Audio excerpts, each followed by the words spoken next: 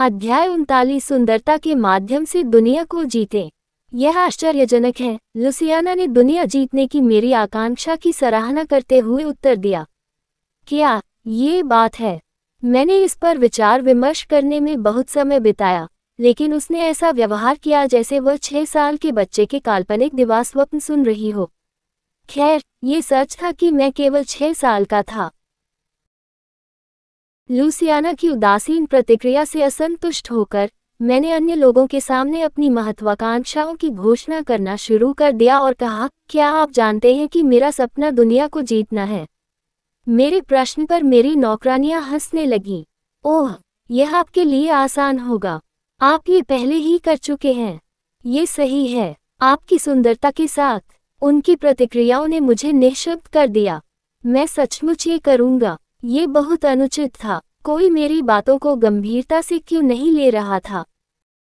लेकिन जितना अधिक मैंने इस बात पर जोर दिया कि मैं अपनी योजनाओं को पूरा करूंगा, उतना ही अधिक मेरी नौकरानियों ने मुझे समझाया।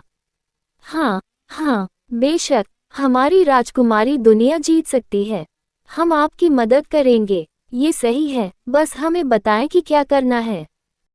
जब मैंने अपने होंठ भींचे और थपथपाया, तो नौकरानियों ने मेरे फूले हुए गालों को सहलाया और कहा, आप परेशान होने पर भी इतने प्यारे कैसे हैं? मुझे यकीन है कि महामहिम आपके गालों के लिए दुनिया सौंप देंगे। ये सुनने में भले ही हास्यास्पद लगे, मैं इसे मिल्टियट से आगे नहीं रखूंगा और दुनिया को चांदी की थाली में पेश करूंगा, लेकिन यह वह नहीं था जिसका मैं लक्ष्य बना रहा था। मैं अपने पसंदीदा किरदार को बचाने के लिए दुनिया जीतने निकला था। निराश होकर मैंने मार्गरेट की ओर देखा। वह अकेली थी जो अभी तक मेरे सपनों पर हंसी थी। मार्गरेट अलग थी, है ना? मेरी चमकती आंखों में देखते हुए उसने अपने शब्दों को ध्यान से चुना और कहा, उच्च लक्ष्यों की आकांक्षा करना अच्छा है।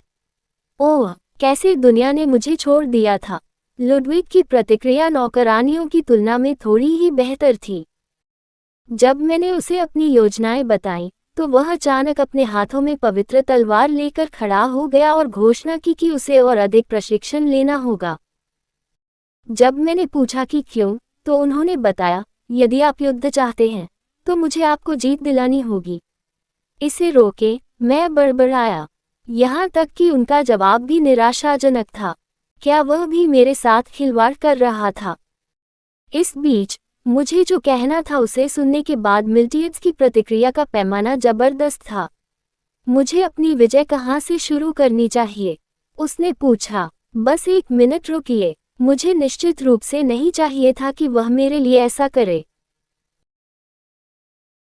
कैलियन, जो हमारी बातचीत सुन रहा था, भी एक घुटने पर बैठ गया और कहा, मैं, कैलियन, आपके लक्ष्यों को प्राप्त करने में आपकी मदद करने के लिए अपनी शक्ति में कुछ भी करने की शपथ लेता हूँ। अरे, मुझे आपकी मदद की भी जरूरत नहीं है। इस घटना में अलग महल का आधा हिस्सा क्षतिग्रस्त हो गया था, इसलिए मिल्टियट्स ने मेरे ठीक होने तक शाही महल में रहने की व्यवस्था की। मैं इस व्यवस्था से उत्साहित था और गुप्त रूप से धीमी गति से ठीक होने की उम्मीद कर रहा था ताकि मैं यथासंभव लंबे समय तक उसके साथ रह सकूं। ऐसा लगता है जैसे उत्तरी टॉवर ने बैरियर की समस्या को ठीक करने के लिए एक जादूगर को भेजा है। जादूगर? मैंने ये भी सुना है कि वेटिकन एक प्रतिनिधिमंडल भेजेगा। जब मैंने नौकरानियों की बकबक सुनी तो मुझे अप्रत्याशित रूप से कुछ बुरी खबर सुनने को मिली, लेकिन कम से कम जादूगर के आगमन का इंतजार करना उचित था। कैस की अधीनता की मुहर से छुटकारा पाने का यह एक अच्छा अवसर हो सकता है। कौन जानता था कि क्या वह पागल जादूगर किसी दिन फिर प्रकट हो सकता है और कैस के साथ भागने का प्रयास कर सकता है। उपन्यास में, जब मिल्टियट्स ने कैस के मदद के अनुरोध को अस्वीकार कर दिया, तो मुख्य पात्र कहानी से गायब हो गया और कथानक में बहुत बाद में फिर से प्रकट हुआ। लेकिन कैस अब यहाँ हेल्सरोस में था, जिसका मतलब था कि कथानक बदल गया था, संभवतः मेरे प्रभाव के कारण।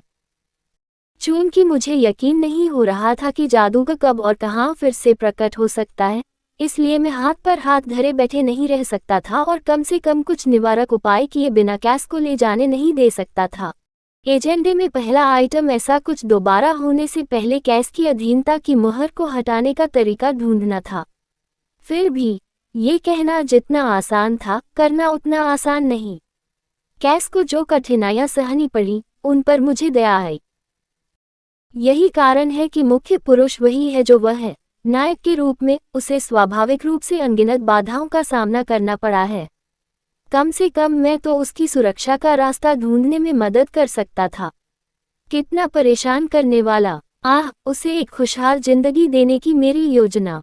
मैंने सोचा। आंसू पोंछते हुए मैंने अपना मन बना लिया, मैं कैस को बचाऊंगा। जब अमेलिया उसके कमरे में घुसी और उदास भाव से उसकी ओर देखा, तो अपहरण के बाद कैस ने पहली बार उसे देखा था। वह स्वस्थ लग रही थी। जब वह अभी भी बेहोश थी, सम्राट मिल्टियड्स ने उससे मुलाकात की थी। परिचारकों द्वारा सम्राट को रोकने के सर्वोत्तम प्रयासों के बावजूद मिल्टियड्स ने ऐसे हमला किया मानो वह उसके रास्ते में आने वाली हर चीज को नष्ट कर देगा। उन्होंने चेतावनी दी, अगर वह 1 सप्ताह में नहीं जागी तो आप और आपका भाई बर्बाद हो जाएंगे। सम्राट की धमकी के बावजूद कैस के दिमाग में सबसे बड़ी चिंता उसके या उसके भाई के जीवन के बजाय अमेलिया की स्थिति थी। हालांकि उस दिन की उसकी यादें साफ हो चुकी थी, फिर भी उसे अमेलिया की उसे पुकारने की आवाज़ अच्छी तरह याद थी। इसका कोई मतलब नहीं है, एक स्वामी अपने दास की तलाश में क्यों जाएगा। ये पहली बार था जब उसका सामना उसके जैसे गुरु से हुआ था।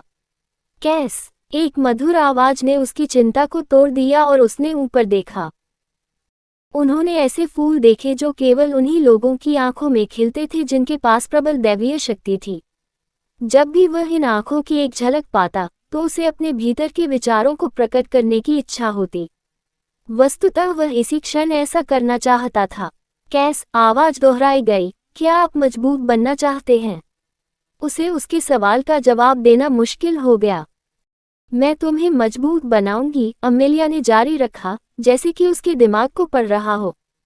तो महामहिम बेरेक्ट, भूरे बालों वाला एक प्रभावशाली अधेड़ उम्र का व्यक्ति, मेरी ओर देखते हुए हंसा, आप मुझसे मिलना चाहते थे? हाँ, मैं मुस्कुराया, ये सही है, ये वो स्थान है जिसकी मुझे तलाश थी। बेरेक्ट का कार्यालय। गार्ड के कप्तान कैलियन के विपरीत, बेरेक्ट सीमा सुरक्षा बलों का कप्तान था, इसलिए उससे मिलना मुश्किल था। जब से मैंने उसे आखिरी बार देखा था, काफी समय हो गया था। मेरे जैसे व्यक्ति के लिए, जिसकी प्राथमिकताएं मध्यम आयु वर्ग के पुरुष थे, बेरेक्ट मेरा आदर्श प्रकार था। वह अद्भुत था। ओहो, लेकिन तुम मुझे क्यों ढूंढ रहे हो? तुम्हारे पास कैलियन है, बेरेक्ट अजीब तरह से हंसा।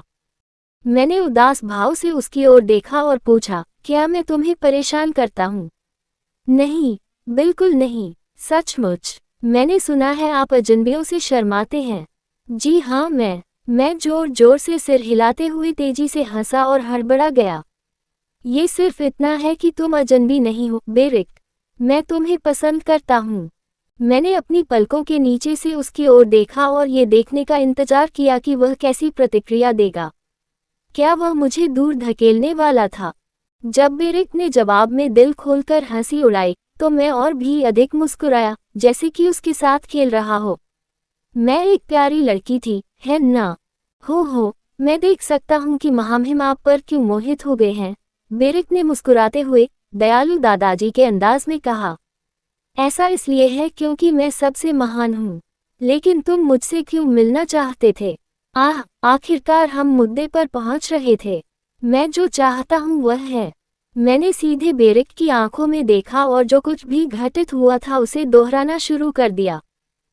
जब मेरा काम पूरा हो गया, तो बेरेक्ट ने कैस की ओर इशारा किया, जो घास की बोरी की तरह मेरे पीछे निश्चल खड़ा था। जल्दी करो और उसका स्वागत करो, मैंने जोर से फुसफुसाया, जिससे लड़के को झटका लगा। कैस ने अभिवादन में अपना सिर झुकाया, और मुझे चिंता हुई कि क्या उसे उसके खराब शिष्टाचार के लिए अस्वीकार कर दिया जाएगा। मैंने इस अवसर को पाने के लिए बहुत प्रयास किया, लेकिन मुख्य अभिनेता बिल्कुल भी मदद नहीं कर रहा था। ये वही बच्चा है। क्या तुम्हें वही याद है? ऐसी प्रतिभा को भूलना मुश्किल है। ऐसे बहुत से युवा नहीं हैं जो महामहिम के खिलाफ इतने लंबे समय तक टिके रह सके। ऐसा लग रहा था कि कैस का मिल्टियड्स के विरुद्ध जाना सार्थक था। हालांकि काफी समय बीत चुका था, लेकिन छोटे से मुकाबले ने बेरिक पर इतना अच्छा प्रभाव छोड़ा कि उसे अभी भी कैस याद है। सब कुछ योजना के मुताबिक चल रहा था। यह अब केक का एक टुकड़ा होगा। मैं जल्दी से बेरिक से चिपक गया और मनाता रहा, बेरिक, क्या तुम्हें कोई शिष्य नहीं चाहिए? एक शिष्य? मैं यही आपके लिए एक नया शिष्य लाया हूँ। आप क्या सोचते हैं? जब मैंने कैस की ओर इशारा किया तो उसने मुझे अविश्वसनीय दृष्टि से देखा। निस्संदेह मेरी योजना कैस को एक अविश्वसनीय प्रशिक्षक ढूंढकर उसे मजबूत बनाने की थी। उपन्यास में कैस के कौशल पूरी तरह से स्वसिखाए गए थे। कई संकटों और लड़ाइयों पर काबू पाने के बाद वह अपने आप में एक अपराजय राक्षस बन गया। सच कहूं तो मैं उसे उस स्तर तक उठाना नहीं चाहता था। वह जितना मजबूत होगा, मेरे पिता को हराना उसके लिए उतना ही आसान होगा। मैं चाहता हूं कि कैसे एक साधारण जीवन जिए, लेकिन दुख की बात है कि मुझे पता था कि मुख्य अभिनेता के रूप में उसके लिए यह कोई विकल्प नहीं था। तो आप क्या कहते हैं? मैंने उम्मीद से बेरिक की ओर देखा। एक शिष्य? अब जब मैं इसके बारे में सोचता हूँ तो मैं उस उम्र में पहुँच गया हूँ जहाँ मुझे किसी को लेने के बारे में सोचना चाहिए। उन्होंने आंखों में गर्मजोशी के साथ कैस के बारे में कहा।